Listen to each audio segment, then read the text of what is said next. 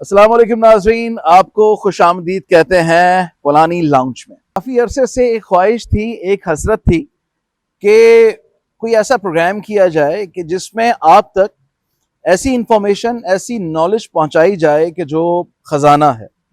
अब वो ख़जाना कैसा है कि जो बड़े बुजुर्ग हैं या जो हमारे देखने वाले व्यूअर्स हैं, जो ज़ाहिर है या तो मेरे हम असर हों या मुझसे बड़ी एज के हों, और वो मुख्तलिफ ख़ानदानों को जानते हों, मुख्तलिफ इमारतों को जानते हों, उनकी तारीख जानते हों, तो वो तो बिल्कुल डेफिनेटली जानते होंगे।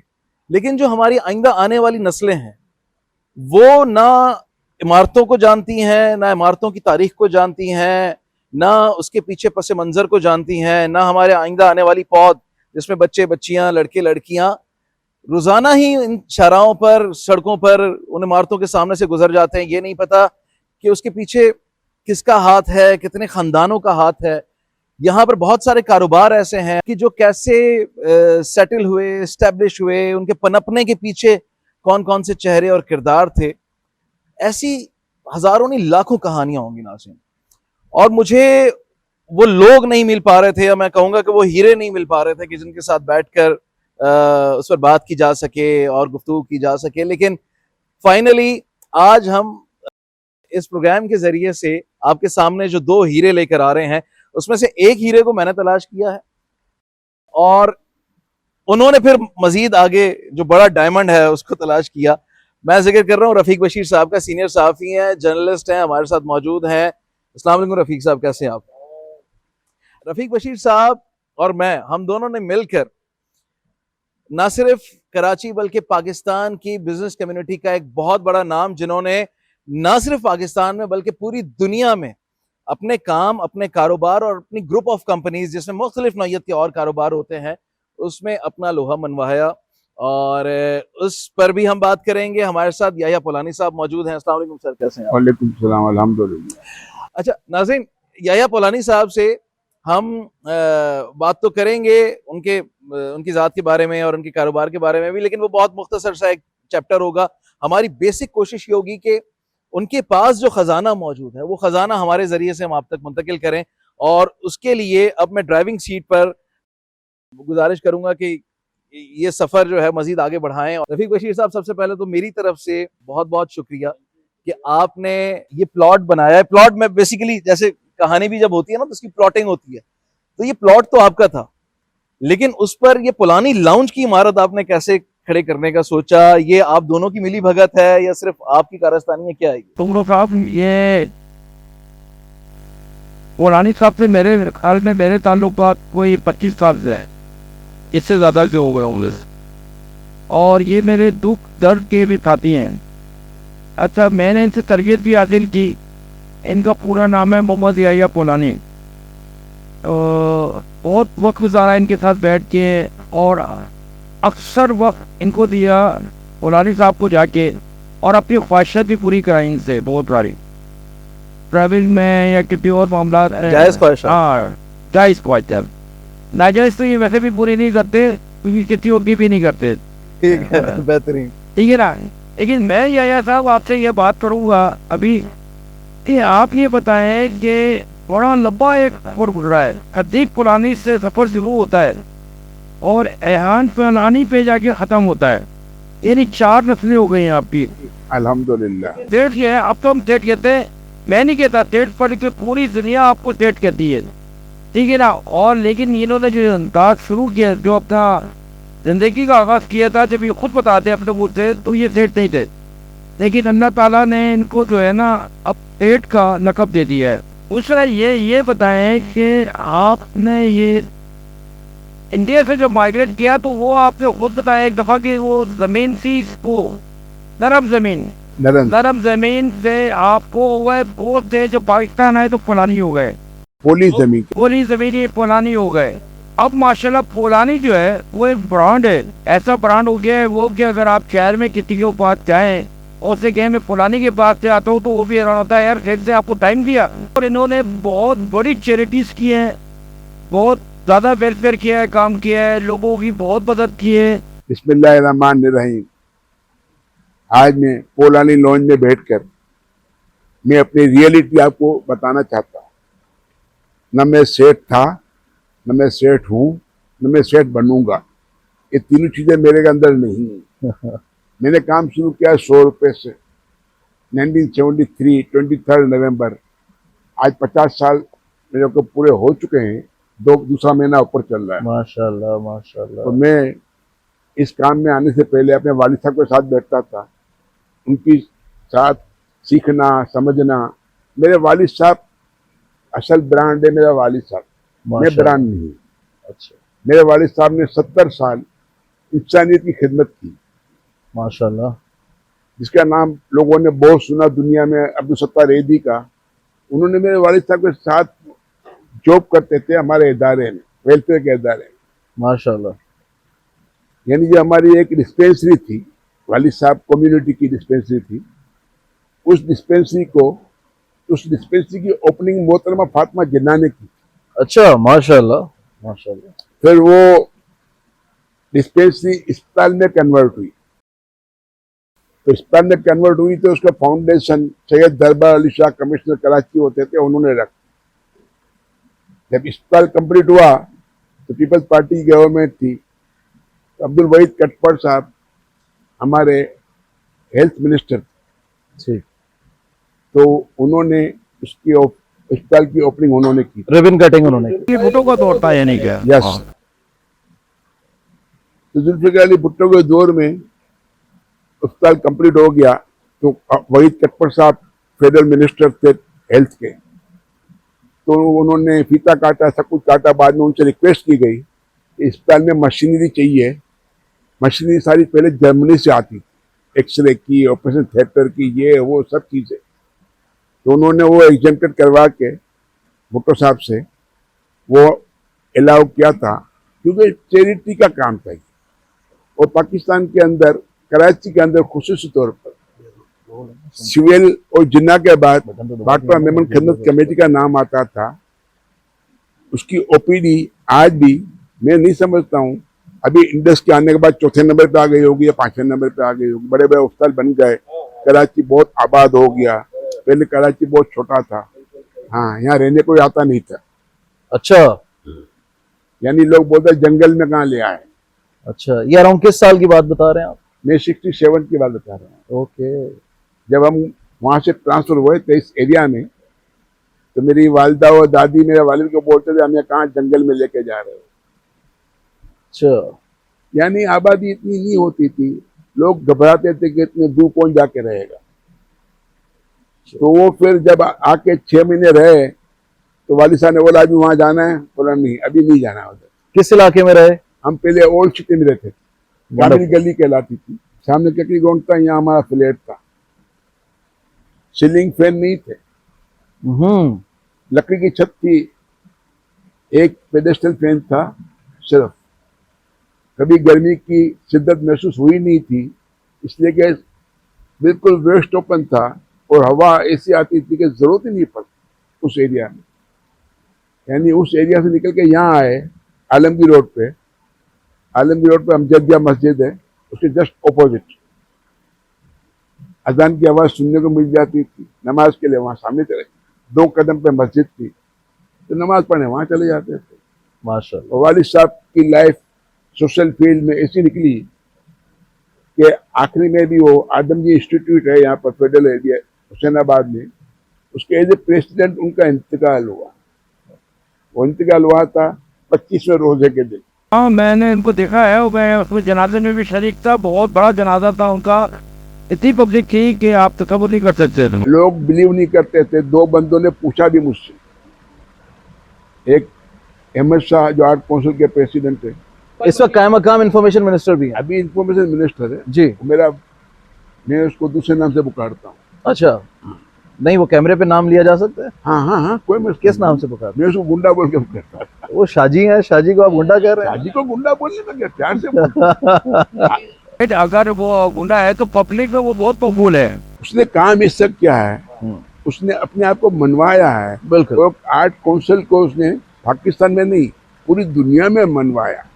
और आर्ट काउंसिल में जितने इवेंट होते हैं ना, पाकिस्तान में जितने क्लब हैं, जितने जिम खाने हैं उसमें इतने प्रोग्राम नहीं है जितने खाली आर्ट कौशल में प्रोग्राम। तमाम छोटे बड़े फनकारों का मरकज बना दिया हर एक को प्रमोट करना, फनकारों को, शोरा को, शोराओं को, हर जी, बिल्कुल। Every walk of life. मैं लोगों को एक मैसेज जरूर देता हूँ कि झूठ बोलना छोड़ दो, शुक्रगुजार बंदे बन जाओ, माशाल्लाह, नमाज पढ़ लो और अल्लाह का कुरान पढ़ते रहो। माशाल्लाह, माशाल्लाह। झूठ बोलोगे तो उसको छुपाने के लिए कितनी मरतबा झूठ बोलना पड़ेगा। ऐसा ही है।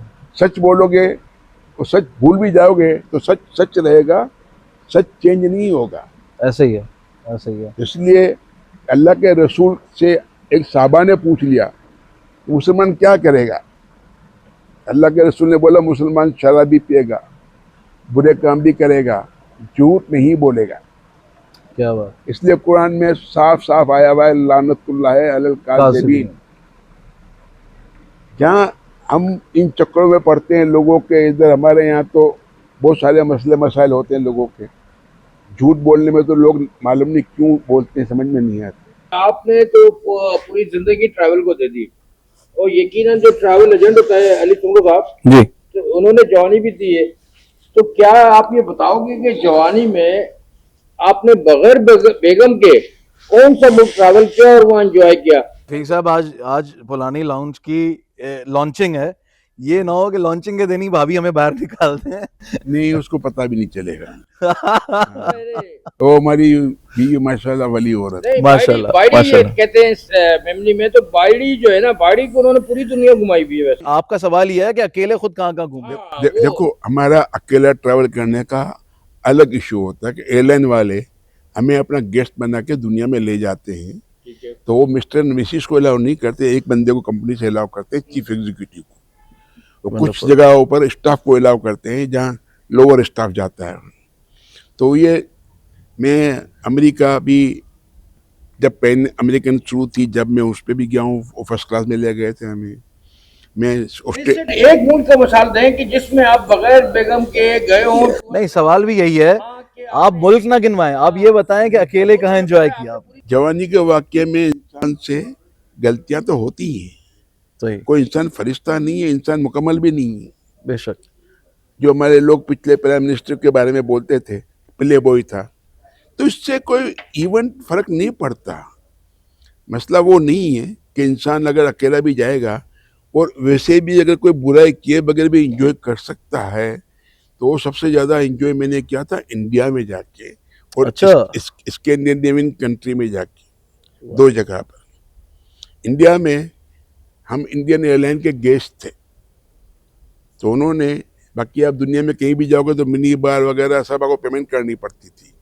इंडिया के अंदर वाहिद कंट्री थी जो मिनी बार से लेकर लॉन्ड्री से लेकर ओवरसीज कॉल से लेकर सब कम्प्लीमेंट्री था।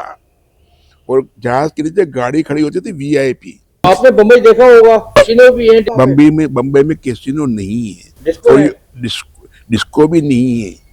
आपकी जो डायमंड मंडी है ना, हीरा मंडी कहलाते हैं, वो वहाँ की मशहूर है। रेड लाइट एरिया कहते हैं। रेड लाइट एरिया, वहाँ जाने का मौका ही नहीं मिला। अच्छा, असल हम ग्रुप नहीं, के ये आप साथ, हसरत में कह रहे हैं या शुक्र में कह रहे हैं? नहीं वो तो दोनों में कह सकते हैं आप। मैं तो हॉलैंड भी गया हूँ, वहाँ की रेड लाइट एरिया भी पूरा देखा हुआ है। जर्मनी भी गया हूँ, वहाँ भी रेड लाइट एरिया पूरा देखा हुआ है। ठीक है, वहाँ तो वो आपको as a tourist point of view से ले जाते थे। सही। यहाँ आप वहाँ अभी 10 आदमी के साथ अपने लोगों को ऐप तो नहीं दोगे आप। इंडिया में दो बातें बता दें। एक तो ये कि कितने शहरों में और कहाँ कहाँ गए, और सबसे ज्यादा मजा किस शहर में आया? इंडिया के सारे शहरों में, बम्बई से लेकर, बम्बई गए, जयपुर गए, फिर दिल्ली गए। जयपुर में मैं ले जाना था इनको अजमेर शरीफ, तो माशाल्लाह। वहाँ वालों ने उनको वीज़ा नहीं दिया, अच्छा, इंडियन एयरलाइन को। सही। तो वो हमको फिर दिल्ली ले गए, और जो जिस जगह ठहराया था जयपुर में, that is called Rambagh palace. जी। बाद में जियाउल हक भी वहीं जाके ठहरा था। अच्छा, वो उस वक्त का एक महल था जिसको उन्होंने 5 स्टार होटल में कन्वर्ट कर दिया। और Rajasthani ambience. Pink city of the India. जी जी, वहाँ आपको हर घर सारा पिंक कलर के मिलेंगे, हर चीज पिंक कलर की मिलेगी। माशाल्लाह। That's why called pink city of the India. जो डायमंड्स के बिजनेसमैन आपको जयपुर में मिलेंगे। ये जो आपके गवर्नर साहब के दादा वालिद, ये सब जयपुर के ही है।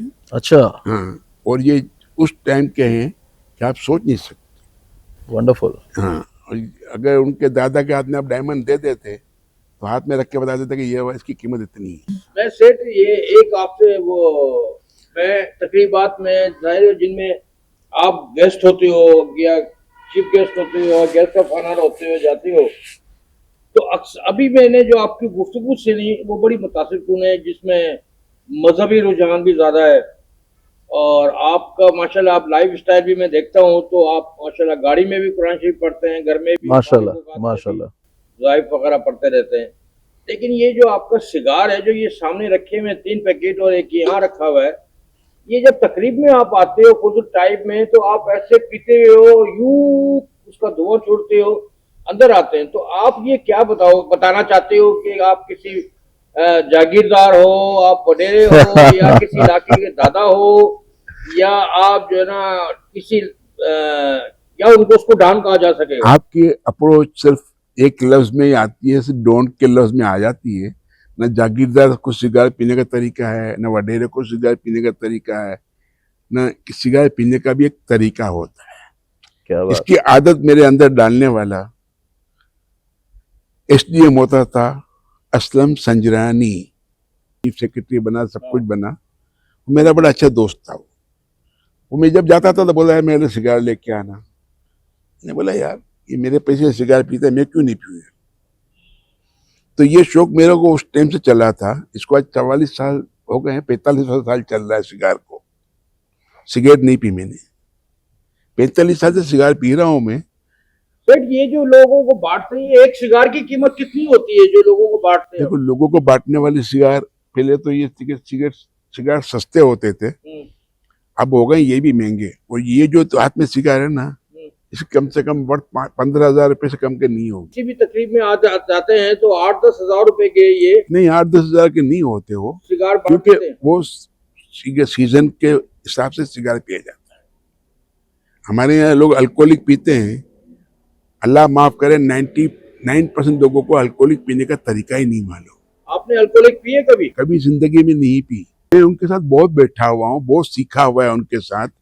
अल्कोहलिक पीने वालों को भी उनके आइडिया नहीं मालूम कि कौन सी अल्कोहलिक किस तरह पी जाती है। वैसे कौन सी महंगी अल्कोहलिक होती है? आप बैठे हो देखो ये तो आजकल रॉयल बिलू आ गई। नाम सारे पता है सेठ आपको? उसका नाम सारे पता है, फिक्र नहीं करो। रेड लेबल, ब्लू आप लेबल, ऐसी ब्लैक पार्टियों में लेबल। भी- आप ऐसी पार्टियों में भी गए होंगे मैं बेशुमार पार्टी में जाता हूँ। तो वहाँ आपने कभी गिलास मुझे बेशुमार पार्टी में रिक्वेस्ट की गई, हाँ। मैंने बोला आप अपनी पियो, मैं अपनी पीता हूँ। अच्छा सेठ साहब, आप पीते नहीं है लेकिन आपको साकी बनने का शौक है, मतलब आप पिलाते रहते हैं। मैं ये शौक है मेरे को। कुछ लोग सिगार मांगते रहते हैं मेरे से, ठीक है। तो मैं कुछ सिगार बाद मतलब फ्लेवर सिगार होते हैं ना जो अमेरिका वाले, जिस तरह वो शीशा बार में नहीं मिलते शीशा फ्लेवर जी। वाले, इस तरह सिगार भी अमेरिका से आते हैं। अच्छा किसी एक तकरीब में आप कितने 4-8 सिगार बांट देते हैं, 10 सिगार बांट देते नहीं हैं? नहीं, इतने लोग पीने वाले सिगार पीने का तरीका है। ठीक है। ये क्या लिखा हुआ है, स्मोकिंग किल्स। इसको आप स्मोक नहीं कर सकते। Cigar is only for puffing, ठीक है। Cigar is never for smoking. अगर आपने एक मतलब आधा सिगार स्मोक कर लिया ना तो आप उस टाइम पे सिगार को फेंक दोगे। जवानी में आपको किसी से इश्क हुआ? ये आप नशे से किधर ले गए? यार ये नशे का ही आइटम है जवानी का। मैं आपको उसका जवाब दे देता हूँ, टेंशन नहीं लो आप। देखो आपको अगर किसी से इश्क हो गया और उसको आपसे नहीं हुआ तो क्या फायदा उस इश्क से। यानी ये तरफा आपने किया है? एक तरफा सब करते हैं, तुम भी करते हो, मैं भी करता हूँ, सब करते हैं। इंसान है, क्या बोलते हैं, बुढ़ापे में भी इंसान थकी रहता है। नहीं, ये शादी से पहले वाले इश्क की बात कर रहा है। शादी से पहले तो हमको काम में इतना फुर्सत ही नहीं मिलती थी। सिगार वैसे इंटरनेशनली कहाँ कहाँ पे भी पिए जाते हैं? क्या जहाज में भी सिगार की इजाजत होती है? पहले जहाजों में अलाउ होता था, अच्छा। आहिस्ता आहिस्ता स्मोकिंग के ऊपर बड़ी पाबंदियां लगनी शुरू हुई। इवन लुफ्तांजा अपना एक ब्रांड होता था सेनेटर के नाम से सिगार, वो बिजनेस क्लास में सर्व करता था। हाँ। और जहाज के अंदर सिगार पिया जा सकता है? जहाज के अंदर भी पिया जाता था, हम पीते थे। अच्छा। मैं लोगों को, जितने मेरे साथ ग्रुप जाता था ना, मैं सबको बोलता तुम सिगार ले लो ना मेरे लिए, मैं तुम्हारे लिए दूसरी वो लिकर ले लूंगा, मगर सिगार मेरे लिए ले लेना जितनी हो। ठीक है। क्यों, अच्छे सिगार होते थे, अच्छा। ब्रांडेड सिगार होते थे वो। तो सिगार उस टाइम पे अलाउ था, अब तो सिगरेट भी अलाउ नहीं है। अब लोग कपड़ा सर पे रख के इलेक्ट्रॉनिक सिगरेट पीते हैं ताकि उसको पता नहीं चले। अब ये होता है, अच्छा, यानी लोग ब्लैंकेट ओढ़ के सिगरेट इलेक्ट्रॉनिक चालू करके पीते रहते हैं। देखिए बार बार आप लिकर पे बड़ा जोर दे रहे हैं। लोगों को अवेयरनेस देना चाहता हूँ इस प्रोग्राम के थ्रू, ताकि लोगों को पता चले कि कराची के अंदर कौन सी लिकर पीनी चाहिए। ब्रांड एम्बेसडर हो गए लिकर्स के। नहीं ब्रांड तो नहीं बता रहे ना, वो उसकी नौयत बता रहे हैं कि गर्म इलाकों में क्या पीना है, ठंडे इलाकों में क्या पीना है। तो हमें नहीं पता। आपको नहीं पता ना, आप बैठे हो प्रेस क्लब के अंदर, प्रेस क्लब के अंदर ये चीजें नहीं मिलती हैं। और जो लोग पीते हैं प्रेस क्लब में अपनी लेके आते हैं। ये बताएं कि माशाल्लाह से मैंने आपको जब भी देखा है आपके फुल सूट पे ये पाकिस्तानी झंडा होता है और आप एक बहुत मोहब्बे वतन पाकिस्तानी। अल्हम्दुलिल्लाह। लेकिन आज के दौर में जब पाकिस्तान जहां माशी बदहाली में खड़ा हुआ है, बेरोजगारी में खड़ा हुआ है, ये मुल्क 25 करोड़ लोगों का है, ये मुल्क 25 करोड़ लोगों की माँ है। अगर आप इसके साथ कुछ भी बुरा करोगे तो उसकी बचत नहीं है। आपको दुनियावी बेनिफिट ले लोगे आप, मगर उसको जवाब तो देना है आखिरत में भी, बख्शिश नहीं है उसकी। जवाब सवाल जवाब सारे होंगे। जब आप आखिरत में जाएंगे तो आपके सीधे हाथ में जो सवाल जो हिसाब दिया जाएगा तो समझ लो आपकी जान छूट गई है। उल्टे हाथ में दिया जाएगा समझ लो आपकी पकड़ सख्त हो गई है। ये अल्लाह का निज़ाम है, ये नहीं रुकेगा। ये जो लोग काम कर रहे हैं, ये सियासतदान जो हैं हमारे, अल्लाह इनको हिदायत दे। या फिर दूसरा लफ्ज में नहीं बोलता हूँ। सिर्फ आप तो बड़े माशाल्लाह से मैंने जवानी में आपको देखा, बड़े स्मार्ट थे, गोरे चिट्टे और खूबसूरत कपड़े, ड्रेस और फुल सूट तो आपका पहनावा था। लोग देख देख के बोलते थे देखो सेठ ने क्या फुल सूट पहना हुआ है। तो ये बताएं उस दौरान तो बहुत सारी लड़कियां आप पे मरती होंगी, क्योंकि ऐसा वक्त नहीं गुजरा कि लड़कियां नहीं मरती। ये आपसे पता नहीं क्या उगलवाना चाह रहे हैं, बता दें। तो ये बताते हैं कि कितनी लड़कियां गिरी, बेहोश हुई आपको देख के, उन्होंने पैगाम भेजे, आपसे रवाबित कायम करने की कोशिश की, सब कुछ किया। तो सेठ साहब पहले सिर्फ हम दोनों को घर से बाहर फेंकवाना था, अब आपकी बारी है। अपने घर के बाहर ही रहता हूँ। जो आपने बात की ना, देखो ना, हमारा एक जो बिजनेस है ना, वो ऐसा है कि वो लोगों को बहुत अट्रैक्ट करता है। इस बिजनेस में आपके ऑफिस, आपका सब सिस्टम, आपका वेल ड्रेस होना, ये मैंडेटरी सब्जेक्ट है। आपको अच्छे क्लाइंट को अट्रैक्ट करना, ये भी आपका सब्जेक्ट है। जहाँ लड़कियों की बात है, डेफिनेट लड़कियाँ आती हैं काम के चक्कर में, बिजनेस के चक्कर में, जॉब के चक्कर में। तो वो उनकी अपनी मजबूरियां भी होती हैं कुछ लोगों की, लड़कियों की। कुछ को शौक होता है कि दोस्ती कर ले, ये कर ले, वो कर ले। तो उसमें तो आज भी मेरी बहुत सी जानने वाली है अल्हम्दुलिल्लाह। आपकी आज भी हैं अल्हम्दुलिल्लाह। ये शादी से पहले भी आपकी दोस्तियां थी और आप जिस इंडस्ट्री में हैं उसका तो ताल्लुक ही टूरिज्म और ट्रैवलिंग से। इंडस्ट्री की एक अट्रैक्शन नहीं है। सही। जो कोई भी आएगा या कोई आएगी आपके पास, वो बोलेगी यार मेरे इसके साथ ताल्लुक अच्छा हो जाए, मैं भी दुनिया घूम लूंगी, ऐसा ही है। मैं इसके साथ दयासी भी कर लूंगी, ये भी कर लूंगी। ये अट्रैक्शन वाली चीजें है ना, वो हर फील्ड में मौजूद है। नहीं, लेकिन अट्रैक्शन तो दुनिया को दिखाने के लिए है ना। मेरे याहिया पोलानी को खुद क्या अट्रैक्शन की जरूरत है? याहिया पोलानी को तो जरूरत नहीं है। जब तो लड़कियां आती थी ना, मैं तो जाता था लड़कियों के पास। ठीक। एक तो उन्होंने बात की खूबसूरती की, अल्हम्दुलिल्लाह वो तो आप अभी भी हैं माशाल्लाह। खूबसूरती तो मैं पहले से हूँ। तुमने अपने आप को देखो, मुझे देखोगे तुम अपने आप को बीमार लगोगे, हालांकि मैं तुमसे ज्यादा बीमार मैं हूँ। 9 स्टंट लगे हुए हैं मेरे पास, थोड़ा आराम है। और 9 स्टंट लगे हुए हैं मेरे पास। अच्छा। 3 मतलब इंसुलिन लेता हूँ। अल्लाह पाँव की 2 उंगलियां मैंने कटवाई हुई हैं, मगर मैं आपको बीमार नजर नहीं आवा कभी। 9 स्टंट लगे हुए हैं और सिगार आप पी रहे हैं?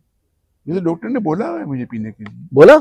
यस सर, 8वां लगाया। मुझे ये बताएं, कभी याद है कि आप अंदर से ऑपरेशन थिएटर से बाहर आए हो तो कितने घंटों या दिनों बाद आपने सिगार उठा लिया था? 3 दिन के बाद उठा लिया था। और क्या, मेरे डॉक्टर ने मुझे 8वां स्टंट लगाया था, मुझे पूछा कितने सिगारेट पीते हो, मैंने 5, बोला 2.5 पीना। मेरी पूरी फैमिली खड़ी थी, मैंने अब सुन लिया। अब मेरे को स्मोकिंग अलाउ है ना, अब आप नहीं सवाल करना। पोलानी लाउंज में जो ये हमारा पहला एपिसोड था, और पहले एपिसोड में हमारा ये प्रोग्राम इख्तिताम को पहुंचता है, और आप सब लोगों से दुआएं कि आप लोग या पोलानी नाम है पूरा, लेकिन ये पोलानी लाउंज है। अब इसको हम औताक भी कह सकते हैं, क्योंकि इन्होंने पूरा एक वडेरा सिस्टम बनाया हुआ है, औताक बनाई हुई है, यहाँ पे बैठते हैं लोग, आते हैं, मिलते हैं इनसे। ये यहाँ पे गपशप भी मारते हैं, अपनी एक पूरा इन्होंने अपनी एक सल्तनत छोटी सी यहाँ पे बनाई हुई है। मैं इस मौके पे याया पोलानी साहब से ये कहूँगा कि आप नई नस्ल के लिए क्या मैसेज देना चाहते हैं, क्या पैगाम देना चाहते हैं? शुक्र है आपने पहले सारे प्रोग्राम में एक सवाल सबसे अच्छा किया, आखिरी वाला। आजकल बहुत बड़ा आईटी का दौर चल रहा है। आईटी का आदमी कोर्स कर ले, जिसके पास पैसे नहीं है उसको मेरे पास भेज दो, उसको फ्री में आईटी करवा दूंगा। माशाल्लाह माशाल्लाह। आईटी के माशाल्लाह हमारे बशीर फारूकी साहब बहुत बड़ा काम कर रहे हैं। अब इसके बाद जमात इस्लामी वाले भी आईटी सेक्टर में आए हुए हैं। ये इतनी बड़ी फील्ड है। कमरान टेसोरी साहब भी 3-4 हजार बच्चों को बशीर फारूकी साहब की वजह से उन्होंने उनको उसी ने गाइड किया था। बशीर फारूकी साहब ने, देखो आईटी वो सेक्टर है कि आदमी घर पे बैठ के भी, एक बंदा मुझे एक साहब ने कहा कि आपके पास जॉब करा था 6,500 रुपए की, आज वो महीने के लाखों रुपए कमा रहा है। उसने अपनी पूरी फैमिली को आईटी में डाल दिया। आईटी वो फील्ड है कि इंडिया उन्हें 200 अरब डॉलर कमा रहा है आईटी में खाली। हम अभी 2-3 अरब डॉलर पे पहुंचे हैं, 2-3 अरब डॉलर पे। तो अभी हमारे पास इसके लिए स्कोप इतना ज्यादा है, जो हमारे पास जो यंग जनरेशन है ना, वो शायद दुनिया में किसी के पास नहीं है। नहीं, हम तो शायद अभी 2 अरब डॉलर पे भी नहीं पहुंचे। 2 अरब डॉलर के करीब है। हाँ, क्योंकि असल पिक्चर तो लोग देते ही नहीं है ना। आप देख लेना, आप कितने बच्चे पैदा होते ये नहीं मालूम होता पाकिस्तान में। आप श्रीलंका चले जाएं, बहुत छोटे सा मुल्क, 2.25 करोड़ की आबादी है। बच्चा पैदा होगा, रजिस्ट्री होगी, बच्चे की एज बड़ी होगी, उसको मैसेज आएगा कि आपके घर के पास ये स्कूल है, इसमें आपका दाखिला हो गया। श्रीलंका सार्क कंट्रीज में वाहिद कंट्री है जो ब्रिटिश सिस्टम को फॉलो अप कर रहा है, जो ब्रिटिश के दौर में अलग हुए थे। उनकी टूरिज्म ड्यूरिंग तामील जंग चल रही थी तो 5 लाख थी टूरिज्म, आज 25 लाख है उस टूरिज्म। और उनके पास माशाल्लाह फॉरेन इन्वेस्टर इसलिए अच्छा है कि उनकी लिटरेसी रेट 98% है जी। आप सुबह 4 बजे एयरपोर्ट पे उतरेंगे वहाँ पर और शहर की तरफ जाएंगे तो औरतों को जत्थों के जत्थे औरतों के निकलेंगे बाहर जॉब पे, गारमेंट के काम पे जाने के लिए। यहाँ पे पाकिस्तान में हालत यह है कि 2 करोड़ बच्चे अभी तक स्कूल भी नहीं पहुंचे। 2 से 2.5 करोड़ 2 से 2.5 करोड़ बच्चे। जी, वहां पे आप बता रहे हैं श्रीलंका में बच्चा पैदा हो जाता है तो रजिस्ट्रेशन हो जाती है, हत्ता के 98% वहां पे तालीम है, लिटरेसी है।